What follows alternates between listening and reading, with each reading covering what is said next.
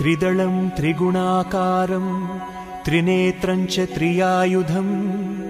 त्रिजन्म पापसंहारम् एकबिल्वं शिवार्पणम्